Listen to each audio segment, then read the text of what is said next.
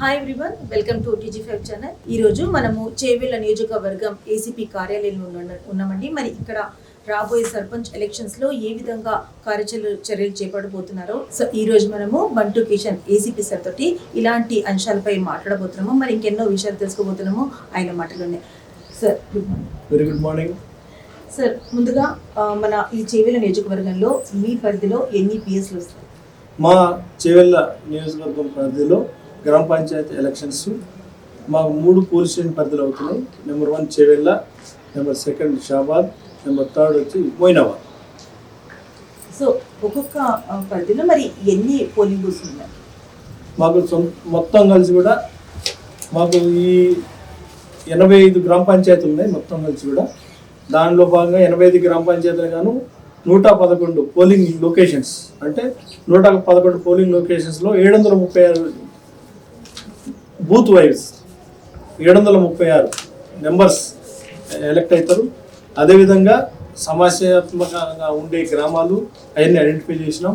రూట్లు ఎన్నైతే రూట్లు ఉన్నాయో యాక్చువల్గా 44 రూట్స్ ఏర్పాటు చేసినాం. రూట్ ఇన్ఛార్జెస్తో సహా సమస్యాత్మక గ్రామాలతో సహా అన్నీ ఐడెంటిఫై చేసి దానికి సంబంధించిన తగు చర్యల నిమిత్తం అన్నీ రెడీ చేసుకున్నాం.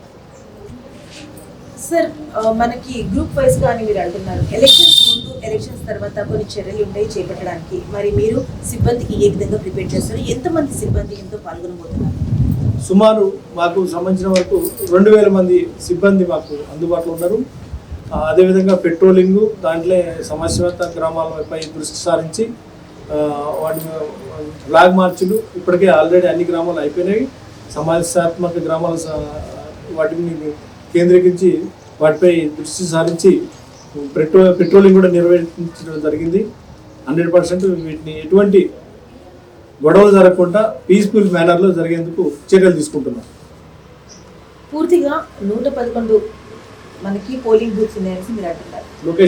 లొకేషన్స్ మరి ఈ లొకేషన్స్ లో క్రిటికల్ లొకేషన్స్ ఏమైనా ఉన్నాయా?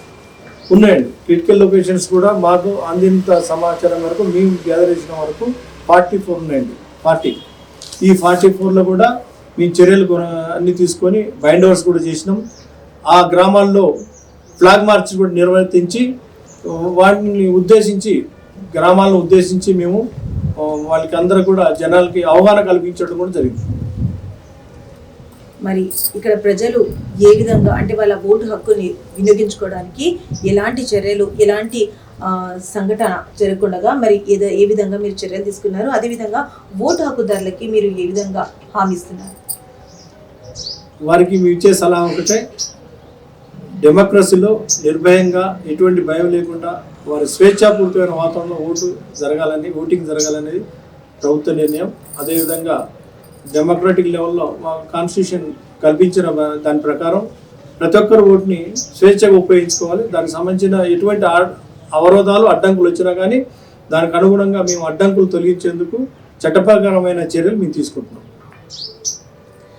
బాగుంది సార్ మీరు చెప్పింది. మరి ఎలక్షన్స్ రోజునే మనకి కౌంటింగ్ కూడా ఉంది కాబట్టి మరి ఎలాంటి చర్యలు తీసుకున్నారు, మీరు ఎలాంటి చర్యలు తీసుకోబోతున్నారు? ఇందులో ఈ చర్యల్లో భాగంగా ఎంతమంది సిబ్బంది ఎక్కడెక్కడ మీరు నిర్వహించబోతున్నారు చెప్పండి. అదే రోజు ఎలక్షన్స్ మాకు అయిన సెకండ్ ఫేజ్ అవుతున్నాయి కనుక ఆ సెకండ్ ఫేజ్లో భాగంగా అదే రోజు మాకు సిబ్బంది అందుబాటులో ఉండి అక్కడే కౌంటింగ్ నిర్వర్తించబడుతుంది. అక్కడే పెట్రోలింగ్ పార్టీ చుట్టుపక్కల ప్రాంతాలందరినీ కేంద్రీకరించి పెట్రోలింగ్ నిర్వర్తిస్తూ వాటికి సంబంధించిన పోలింగ్ సిబ్బందిని సెక్యూరిటీ పెడుతూ మేము ఫోర్స్ని డిప్లాయ్ చేస్తూ చర్యలు తీసుకుంటున్నాం. అనుకోకుండా పరిస్థితుల్లో ఏదైనా అవాంఛనీయ సంఘటన జరిగితే మరి దానికి మీరు ఏ విధంగా చర్యలు తీసుకుంటారు? మాకు ఆల్రెడీ సమస్యాత్మక గ్రామాలు గుర్తించినాం కనుక, పెట్రోలింగ్ నిర్వర్తిస్తున్నాం కనుక మాకు ఎప్పుడు మొబైల్ పార్టీస్ అందుబాటులో ఉంటాయి, ఆఫీసర్లు అందుబాటులో ఉంటారు. ఎటువంటి సమస్య వచ్చినా కానీ మేము వెంటనే పోయేందుకు ఆల్రెడీ అదే ప్లేస్లో గుర్తించి కోర్సును కూడా పెడుతున్నాం, స్టాటిక్ కోర్సును పెడుతున్నాం. సో ఆల్రెడీ గుర్తించాము అనేసి అంటున్నారు కాబట్టి మరి ఎంతమందికి బైండ్ ఓవర్ చేశారు, ఏ విధంగా ఈ చర్య తీసుకున్నారో మాకు కొంచెం వివరంగా చెప్పండి. వాస్తవంగా మేము 2 ప్లేస్లలో చేస్తాం. ఒకటి రెవెన్యూ పరిధిలో ఆర్డీఓ కానీ లేదంటే తహసీల్దార్ ముందు చేస్తాం. అదర్వైజ్ లేదంటే మా డీసీపీ గారి ముందు, రాజేంద్రనగర్ డీసీపీ గారి ముందు వాటిని బైండ్ అవుట్ చేస్తాం. ఇప్పటికి కూడా ఒక 35 నుంచి 40 మందిని బైండ్ అవుట్ చేసినాం. సమస్యాత్మకంగా ఉండే గ్రామాల పరిధి నుంచి వ్యక్తుల్ని అంతగా పీస్ఫుల్ మేరన జరగాలనే ఉద్దేశంతో మేము ఈ గ్రామ పంచాయతీ ఎలక్షన్ మీద కాన్సన్ట్రేట్ చేసి ఆఫీసర్స్ ఇన్స్ట్రక్షన్ ప్రకారం గైడ్లైన్స్, ఎలక్షన్ ఆఫీసర్ గైడ్లైన్స్ ప్రకారం మేము పక్కా నడుచుకొని సమస్యాత్మకంగా ఉండే గ్రామాలపై కేంద్రీకరించి, పర్సన్స్ మీద కేంద్రీకరించి పీస్ఫుల్ మేర జరిగేందుకు గాను మేము ముందుకు పోతూ జరిగింది. చివరిగా మీ చేవేళ్ల నియోజకవర్గం ప్రజలకి మీరు ఏం సలహా ఇవ్వబోతున్నారు? ప్రజలకి ఒకటే, చట్టాన్ని గౌరవించండి. అదేవిధంగా సమస్యాత్మకంగా ఏదైనా మీకు సమస్య అనిపిస్తే మీకై మీరు ముందు ఉండి దాన్ని ఎక్కువ చేయకుండా మాకు ఇన్ఫర్మేషన్ ఇస్తే ఆ ఇన్ఫర్మేషన్ మేము చర్య తీసుకుంటాం.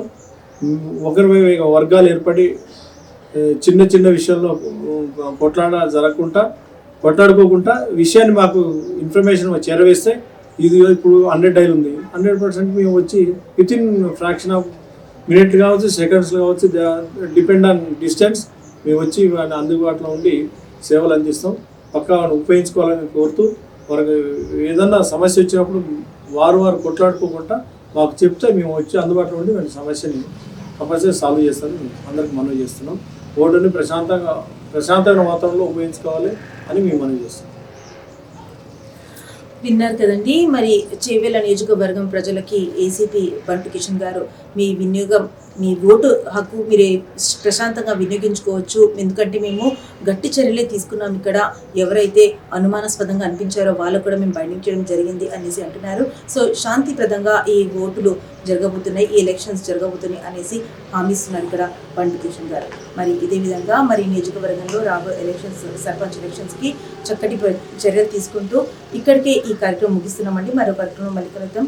కెమెరామెన్ శంకర్తో మాధురి, TG5.